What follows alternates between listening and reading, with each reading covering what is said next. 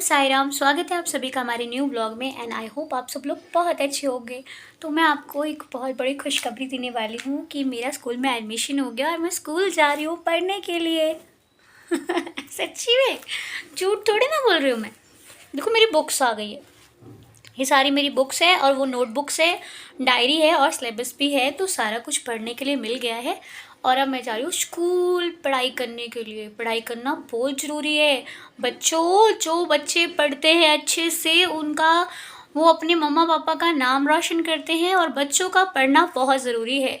आज के टाइम पे तो स्टडी बहुत ज़्यादा मुश्किल भी हो गई है, क्योंकि जब हम लोग स्कूल में पढ़ते थे तो उस टाइम क्या था कि इतना मुश्किल नहीं था पढ़ना। 3-4 सब्जेक्ट होते थे और बस क्लियर कर लिया, पढ़ लिया। तो मैं सच बताऊँ तो मैंने अपने जब मैं स्कूल जाती थी मैंने कोचिंग नहीं की कभी।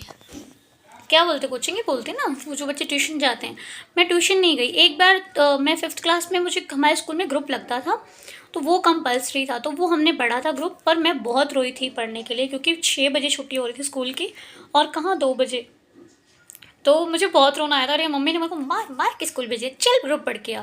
फिर मुझे पढ़ना पड़ा, क्योंकि हमने बचपन से अपनी मम्मा की बात कभी नहीं काटी है, कभी नहीं काटी। बहुत डर लगता था मम्मा से, पापा से मुझे डर नहीं लगता, मम्मी से बहुत डर लगता था। तो मम्मी जो कह देती थी वो आज भी हम करते हैं, क्योंकि आज भी हम अपनी मम्मा से बहुत डरते हैं। मम्मी बोल रही है ये काम नहीं करना, हम नहीं करते। आप लोग भी ऐसे किया करो, क्योंकि सबसे बड़े भगवान तो वही होते हैं जो आपको बड़ा करते हैं, पढ़ाते हैं आपकी।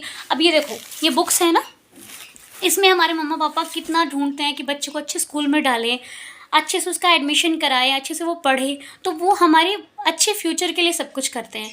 और अगर उनके इतना करने पर भी हम किसी गलत दिशा में जाते हैं तो ये बहुत गलत बात है। अगर कोई बच्चा मेरी इस वीडियो को देख रहा है या फिर आप जिसको भी दिखाएं, तो देखो सबसे इम्पॉर्टेंट स्टडी है। पढ़ना लिखना बहुत ज़रूरी है। हम क्या करते हैं, दूसरों को देख करके अरे वो नहीं कर रहा हम क्यों, यार वो किसी गलत दिशा में जा रहा है तो हम भी जाएंगे क्या? नहीं ना। कोई गलत कर रहा है तो हम भी करेंगे क्या? अब लोग कहते हैं कि संगत का असर होता है, होता भी है, कुछ लोगों पर हो जाता है। मैं आपको बताऊं, जब मैं कॉलेज में थी तो मुझे एक से बढ़कर एक लड़की मिलती थी डेली, है ना। एक मेरी बेस्ट फ्रेंड थी, मतलब उसके जैसा मेरा बेस्ट फ्रेंड रहा ही नहीं कोई। उससे बढ़कर मेरे बाबा है, लेकिन वो थी मेरी लाइफ में जो इंसानों में कह लो, वो तो मेरे देव हैं, मेरे बाबा मेरे सबसे अच्छे बेस्ट फ्रेंड है। लेकिन वो मेरी लाइफ में आई तो मुझे लगा कि ये मेरा फ्रेंड बहुत अच्छा है। तो वो ना कुछ भी होता था तो मैं उसको समझाती थी, वो मुझे समझाती थी। और उसके अलावा भाई कॉलेज में बहुत सारे लोग होते हैं, आपको पता है। तो गर्ल्स कॉलेज था, बट लड़कियां भी एक से बढ़कर एक थी। तो क्या ही बताऊँ भाई, क्या क्या उन लोगों ने हमें सिखाया, क्या क्या नहीं। हम देखते थे कैंटीन में जब हमारा फ्री लेक्चर होता था तो हम बैठ के देखते थे यार क्या नहीं हो रहा ना, क्या नहीं करते। पर मजा ले कि अपने ऊपर उस चीज़ को फॉलो किया हो, नहीं किया, क्योंकि हमें मालूम था कि ये जो कर रहे हैं वो गलत है ना। तो अगर आप अपने दिमाग में ये चीज़ बैठा लोगे कि आपको सक्सेस होना है, आपको अपने मम्मा पापा का नाम रोशन करना है, वो इतनी मेहनत से आपकी फ़ीस भर रहे हैं, वो इतनी मेहनत से आपको पढ़ा लिखा रहे हैं, तो आपको उनके लिए कुछ करना है। तो जब आपके माइंड में ये बात आ जाएगी तो आप कभी भी कोई गलत काम नहीं करोगे, चाह कर भी गलत नहीं कर पाओगे। तो ये जो मैंने आपको बुक्स दिखाई, ये रूही की हैं। कल से वो स्कूल एडमिशन हो गया है उसका, तो कल से वो स्कूल जाएगी। तो इतनी सारी बुक्स मिली हैं उसको, अब कल से उसकी पढ़ाई शुरू हो चुकी है। तो बस मैं यही कहना चाहूँगी कि भाई अच्छे से पढ़ो लिखो, और जो कॉलेज भी कर रहे हैं आप भी कॉलेज में इतना ध्यान लगा के स्टडी करो, क्योंकि यार कुछ लोगों को पढ़ाई का अवसर मिलता है, मौका मिलता है। कुछ बच्चे घर के इश्यूज़ के कारण नहीं पढ़ पाते, उनमें हम भी शामिल हैं, क्योंकि ऐसी ऐसी चीज़ें हो जाती हैं कि कई बार छोड़नी पड़ जाती है। तो आप लोगों के पास अगर ये सहूलत है तो अपने घर का जो पैसा है उसको वेस्ट ना करके पढ़ाई करो और अच्छे से मन लगाकर पढ़ो। जितना आपकी इच्छा करती है पढ़ने में उतना मन लगाओ, पढ़ो। बाकी की चीज़ें भी करो, लेकिन पढ़ाई बहुत ज़रूरी है आज के टाइम पे। शिक्षा का बहुत महत्व है, पढ़िए, क्योंकि ज्ञान भी शिक्षा करने से ही होता है ना।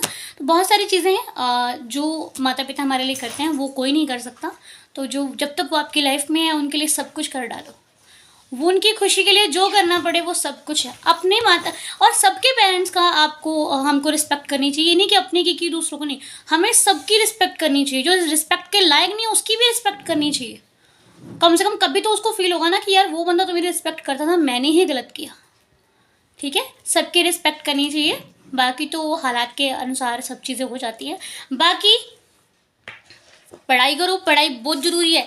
मैं भी पढ़ूंगी, इसमें बहुत सारी चीज़ें पढ़ाते पढ़ाते रूही को अपने को भी पहले मैं ट्यूशन पढ़ाती थी बच्चों को। अगर तकरीबन हो गए 4-5 साल पहले तो बच्चों को पढ़ाती थी मैं।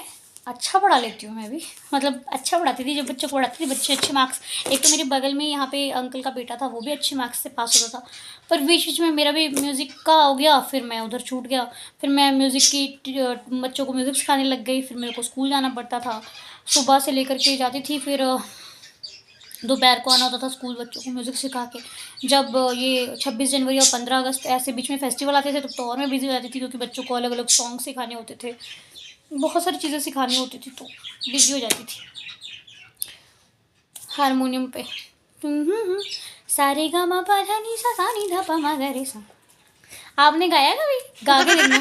सा नहीं, हम वो आपने मेरा ना एक चैनल है, मैंने बहुत पहले बनाया था वो, उस पर है साग साग साग मगर सा नी रे नी, उस पर आप सुनना जाके। मैंने बच्चों को भी सिखाया तो बड़ा अच्छा लगता था। लेकिन अभी तो ऐसा कोई सिस्टम है नहीं, बट इन फ्यूचर में बाबा से बोला है बाबा कुछ करना, बाकी तुम जो करोगे अच्छा ही करोगे।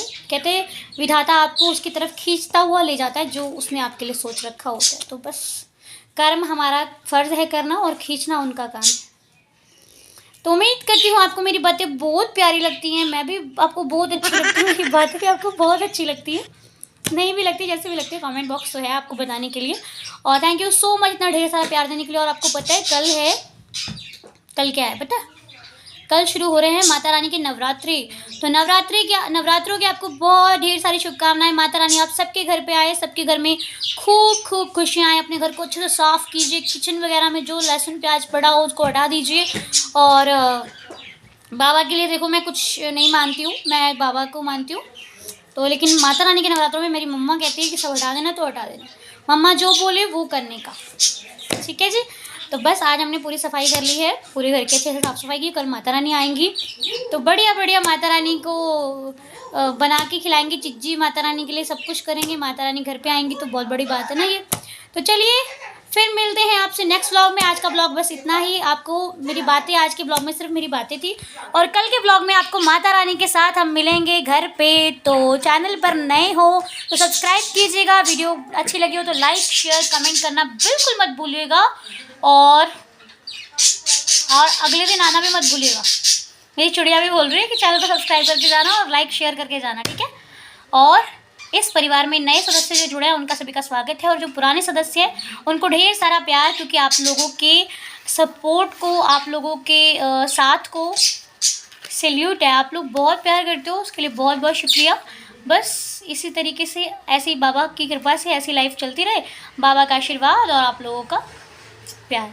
तो मिलते हैं आपसे अगले वीडियो में, अगले व्लॉग में। तब तक के लिए जय साईं राम, जय साईं राम, जय जय Sai Ram. Thank you so much.